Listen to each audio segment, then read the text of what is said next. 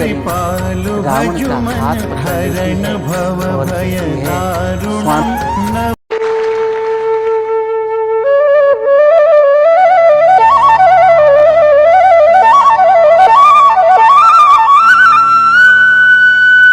नमस्कार, मैं जगदीश चंद्र पांडे, पंडित भक्तिधाम आश्रम, नौकुचिया ताल, जिला नैनीताल, आप सभी भक्तजनों का हार्दिक स्वागत और हार्दिक अभिनंदन करता हूँ। परम श्रद्धेया भक्ति माँ मौनी माई के चरणों में नमन व बाबा नीम करोली महाराज के चरणों में नमन करते हुए आज की कथा का हम शुभारंभ करते हैं।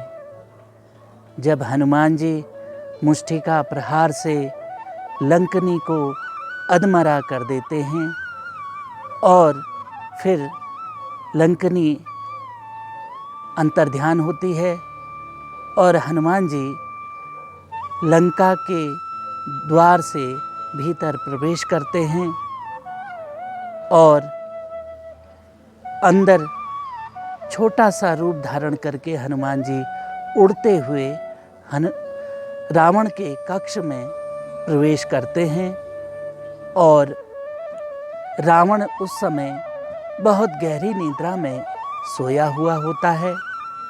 फिर वह कक्ष से बाहर आते हैं, फिर वह मंदोदरी के कक्ष में जाते हैं और मंदोदरी भी गहरी निद्रा में सोई होती है। उसे देखकर हनुमान जी वहाँ से चले जाते हैं और फिर वह विभीषण के कक्ष के पास आते हैं, जहाँ आंगन में तुलसी का पौधा लगा होता है और राम नाम अंकित वह कक्ष बड़ा ही सुंदर होता है। वहाँ पर हनुमान जी रुकते हैं और ब्राह्मण का वेश धारण करके द्वार पे खड़े हो जाते हैं। ब्रह्म मुहूर्त में जब विभीषण जागते हैं तो राम नाम कहते हुए उठते हैं और स्नान आदि करके पूजा पाठ संपन्न करके जय राम श्री राम जय जय राम, जय राम श्री राम जय जय राम का जाप करते हैं। फिर हनुमान जी भी बाहर से जय राम श्री राम जय जय राम, जय राम श्री राम जय जय राम का जाप करते हैं। विभीषण जी द्वार खोलते हैं और ब्राह्मण वेश में हनुमान जी को प्रणाम करते हैं और कहते हैं, हे ब्राह्मण श्रेष्ठ, आप कौन हैं? तब हनुमान जी कहते हैं, मैं यहाँ से गुजर रहा था, लेकिन मैंने जो है आपके यहाँ पर तुलसी दल और राम नाम अंकित देखा तो मैंने सोचा यहाँ यह तो कोई नारायण भक्त है, चलो इनसे मिलता चलूँ, इसलिए मैं यहाँ आ गया और आपके दर्शन हुए। मुझे कृपया बताने का कष्ट करें कि आप कौन हैं, अपना जो है परिचय देने की कृपा करें। फिर विभीषण जी कहते हैं, मैं महर्षि विशर्वा का पुत्र विभीषण हूँ, लंकाधिपति रावण मेरे बड़े भाई हैं। इतना कहकर परिचय देकर वह कहते हैं कि ब्रह्मा ने जब हम भाइयों को हमारी तपस्या से वरदान दिया था तो मैंने प्रभु श्री राम की अनन्य भक्ति मांगी थी और ब्रह्मा जी ने मुझसे कहा था कि तुम्हें एक दिन प्रभु राम के दर्शन होंगे। कहीं आप राम तो नहीं हैं और मुझ पर दया करके दर्शन देने तो नहीं आ गए। इतने में हनुमान जी कहते हैं, राम राम राम राम, कहाँ वो भगवान राम और कहाँ मैं तो उनका तुच्छ सेवक हूँ। तब हनुमान जी कहते हैं, ये मेरा जो है वेश जो है ये छल वाला वेश है। मैं वानर हूँ, जाति का अधम हूँ और भगवान राम ने जो है मुझे अपनी सेवा में रखा है और मैं भगवान राम का जो है कार्य करने के लिए यहाँ आया हूँ और सीता माँ की खोज करने के लिए यहाँ उपस्थित हुआ हूँ।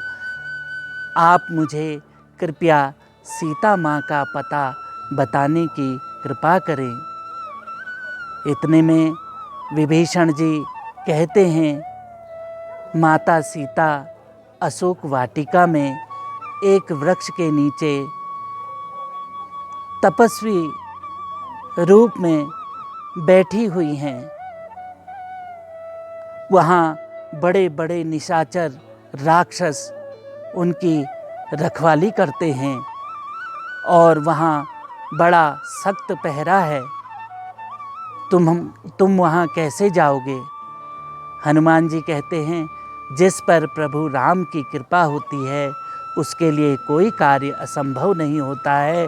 इसलिए हे विभीषण जी, आप मुझे आज्ञा दीजिए, मैं दिन में कहीं किसी पेड़ के नीचे दिन गुजार लूँगा और फिर रात्रि को जो है अशोक वाटिका में चुपचाप से चला जाऊँगा।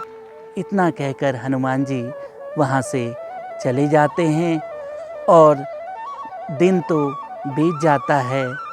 इधर अंगद और नल, नील, जामवंत समुद्र के उस पार आपस में विचार करते हैं कि हनुमान जी ने सीता माँ का पता लगाया होगा या नहीं लगाया होगा। तब जामवंत जी कहते हैं कि नहीं, सीता माँ का पता हनुमान जी ने अवश्य लगा लिया होगा, वह बल बुद्धि निधान है। फिर हनुमान जी जो है रात्रि के समय चुपचाप से जिस पेड़ के नीचे सीता माँ बैठी होती है, छोटा सा रूप धर के उस पेड़ के ऊपर जाके छुप जाते हैं।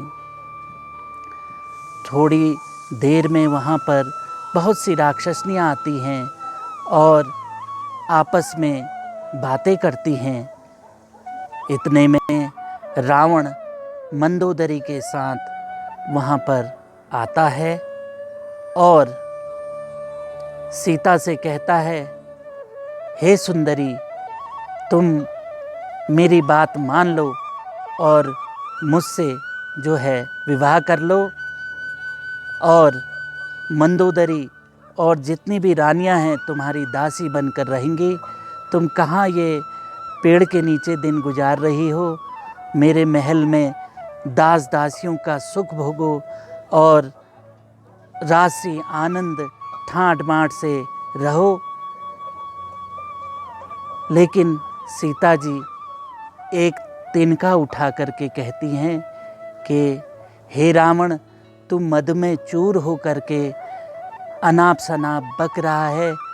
मैं एक ऊंचे कुल की नारी हूँ और एक पतिव्रता हूँ। मेरा संबंध एक ऊंचे कुल में हुआ है और तू इस तरह की बातें ना कर दुष्ट पापी, इस तरह की बातें कहती है। इतने में रावण को गुस्सा आता है और वह अपनी जो चंद्रहास खड़ग से सीता के ऊपर प्रहार करने की कोशिश करता है। इतने में मंदोदरी रावण का हाथ पकड़ लेती है और कहती है, स्वामी, एक अबला स्त्री के ऊपर इतना अत्याचार मत करो। यह पतिव्रता नारी है, कहीं ऐसा ना हो इसके श्राप से हमारा वंश ही नष्ट ना हो जाए। इतना कहकर रावण रुक जाता है और राक्षसनियों को आदेश देता है कि इसको डराओ और धमकाओ और सीता से कहता है, मैं तुम्हें 2 मास की अवधि देता हूँ, अगर तुम मानती हो तो ठीक है, नहीं तो मैं बल और छल का प्रयोग करूँगा। इतना कहकर वह वहाँ से चला जाता है। राक्षसनियाँ सीता को डराती हैं, धमकाती हैं। ये सब हनुमान जी ऊपर पेड़ से छुप करके देख रहे होते हैं। फिर वह राक्षसनियाँ सीता को डराती हैं, धमकाती हैं। इतने में त्रिजटा नाम की एक राक्षसी वहाँ पे आती है। तो भक्तजनों, हम आज की कथा को यहीं विराम देते हैं और आगे की कथा आपको अगले वीडियो में देखने को मिलेगी। इन्हीं शब्दों के साथ जय श्री राम। श्री रामचंद्र कृपालु भजुमन हरण भव भय दारुणम नव कंज लोचन कंज मुख कर कंज पग कंजारुणम।